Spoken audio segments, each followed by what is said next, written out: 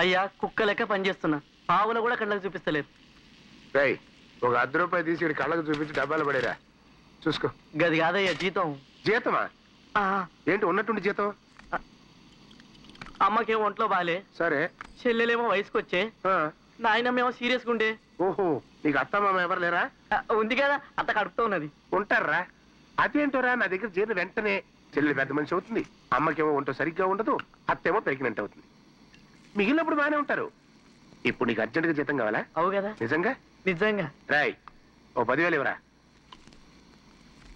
ఈ నాళ్ళ బట్టి పని చేస్తున్నాం, ₹10 పెంచడానికి చేతులు రాలేదు. ఏంట్రా మీ ఇద్దరు కలిసి యూనియన్ పెడతారా? పెట్టమేంటి మరి. తీసుకోరా.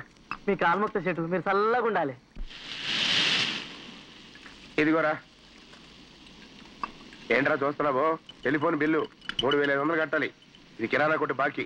ఆ పేపరోడికి పాలాడికి బిల్లు సెటిల్ చేసేస్తే ఇంకా ₹55 మిగులుతాయి. అవి కట్టి నువ్వు తిరిగి తీసుకొచ్చిన తర్వాత నీకు ఎంత జీతం ఇవ్వాలో నేను నిర్ణయిస్తాను. అర్థమైందా?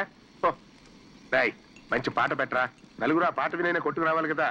హిట్ సాంగ్ పెట్టు. సరేనండి. పెట్టు.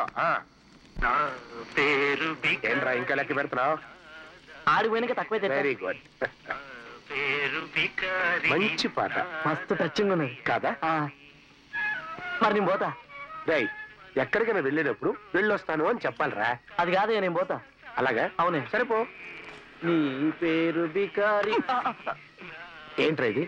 రాజేశ్వరి విలాసులో నా పేరు బికారి అని దేవులపల్లి వారు ఇంచక్క రాశారు. నువ్వేంట్రా నీ పేరు బికారి అని పడుతున్నావు?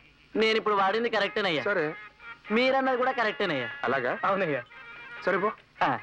నా పేరు బికారి, నా దారి ఎడారి, నా పేరు బికారి, నా దారి. Please give me costly cigarette.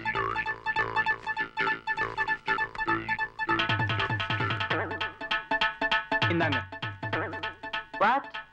No no no, tips tips, take take.